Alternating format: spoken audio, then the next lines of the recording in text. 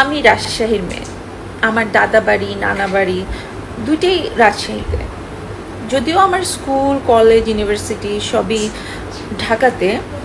তো আমার যখন বার্ষিক পরীক্ষা শেষ হতো, সারা বছর জানেন ওয়েট করতাম যে কবে রাজশাহী যাব। মানে সে এক কি উত্তেজনা, কি অপেক্ষা, পৃথিবীর সমস্ত অপেক্ষার কাছে, মানে ওই অপেক্ষার কাছে কিছু না, এরকম ছিল। আমার মনে হয় আর মানে 90s যারা আছেন সবাই প্রায় সবারই আমার মতন এরকম এক্সাইটমেন্ট কাজ করতো যে বার্ষিক পরীক্ষা শেষ হলে নানু বাড়িতে যাব, এটার একটা ফিলিংস। তো যখন যেতাম, তো রাস্তা দিয়ে যাওয়ার সময় দেখতাম রাস্তার দুপাশে ধান ক্ষেত, মানুষ ধান লাগাচ্ছে অথবা উঠাচ্ছে। সেই খড়, ধানের যে মানে খড়টা, সেটা দেখতাম যে গরু গাড়িতে করে নিয়ে যাচ্ছে। মাটির রাস্তা, কাদার রাস্তা, কাদার মধ্যে কখনো গাড়ি আটকে গেলে আমরা আবার নিচে নেমে হেঁটে হেঁটে কিছু দূর যেতাম, তারপর আবার গাড়িতে উঠতাম। তারপর ধরেন আমাদের রাজশাহীর তো একটা বর্ডার এলাকা, চাঁপাইনবাবগঞ্জ সাইডটা, ওখানে আমার দাদু বাড়ি। তো সেখানে বর্ডারের ওই এলাকাগুলোতে কারেন্ট ছিল না। আমি অনেক বড় হওয়ার পরে দেখেছি যে মোটামুটি কারেন্ট এসেছে, তাও সব বাড়িতে না। সেই যে বাসা বাড়িতে হচ্ছে কুপি জ্বলতো, আপনার হারিকেন জ্বলতো, মানে এটা একটা অন্যরকম ফিলিংস। কিন্তু মাননীয় প্রধানমন্ত্রী শেখ হাসিনা মানে সে আর আমাদের মজাটা রাখে নাই। সে সব গ্রামকে, বাংলাদেশের প্রত্যেকটা গ্রামকে সে শহর বানিয়ে ফেলেছে। এখন আর রাস্তায় যাওয়ার সময় দেখি না মাটির রাস্তা, একদম পাড়া গায়েও আমি কোনো মাটির রাস্তা খুঁজে পাই না। মানে আমি এখন রাজশাহী গেলে খুঁজি যে কোথায় মাটির রাস্তা আছে, একটু মাটির রাস্তায় খালি পায়ে হাঁটবো সেটার জন্য।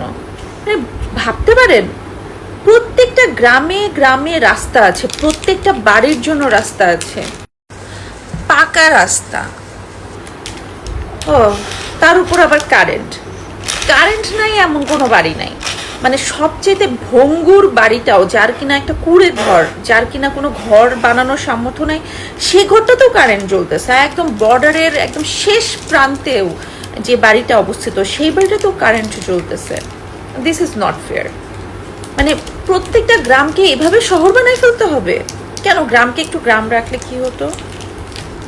আপনারা আমাকে বলতে পারেন যে কেন তুমি এত ফটো শুরু করছো, মানে কেন তুমি আওয়ামী লীগ করতেছো, ওয়াই?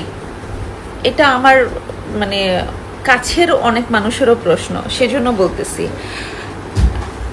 আমি না মানে যখন আমি ভালোবাসি, আমি আসলে আওয়ামী লীগ বুঝি না, আমি আসলে বুঝি বঙ্গবন্ধুকে, আমি বুঝি শেখ হাসিনাকে।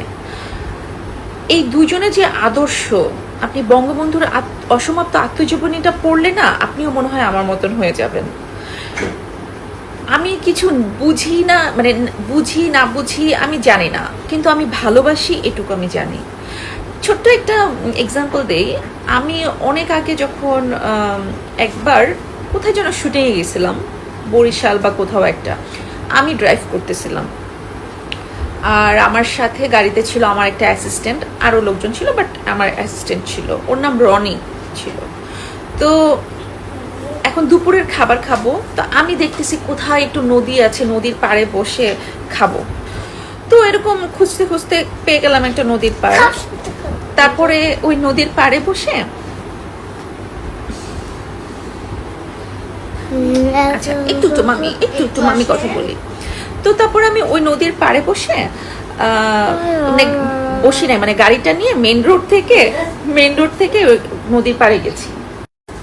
তো মেইন রোড থেকে নদীর পাড়ে যাওয়ার পরে হঠাৎ কি হলো, মানে বৃষ্টি শুরু হয়ে গেল, এবং আগে থেকে বৃষ্টি হচ্ছিল।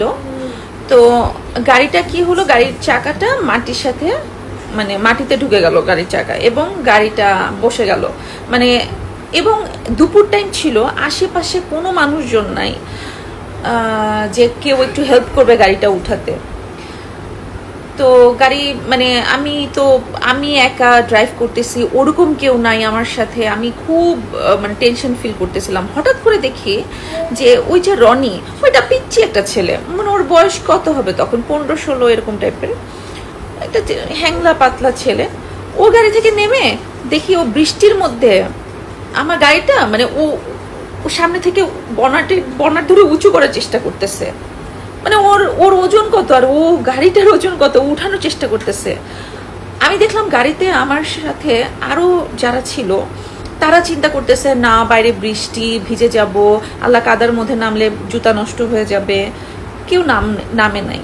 কিন্তু রনি ওই বৃষ্টি পড়ছে ভিজবে কিনা ওগুলো চিন্তা করে নাই, ওর শক্তি নাই, যে ওর সাধ্য নাই এই গাড়িটাকে উঁচু করা, এই কাদা থেকে উঠানো, এটা ওর সাধ্যে নাই।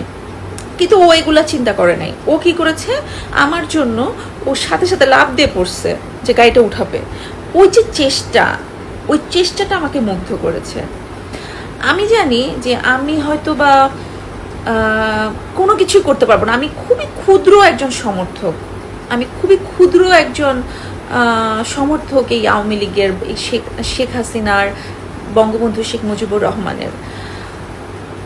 আমি হয়তো বা অনেক কিছু করতে পারবো না, কিন্তু আমি কোনো কিছু না বুঝে তলোয়ার হাতে নিয়ে হোক, তলোয়ার ছাড়া হোক, আমি ময়দানে নেমে যাব। হয়তো যুদ্ধে হয়তো বা মরে যাব, অথবা যুদ্ধ কিভাবে করতে হয় আমি জানি না, কিন্তু আমি নামবো শিওর।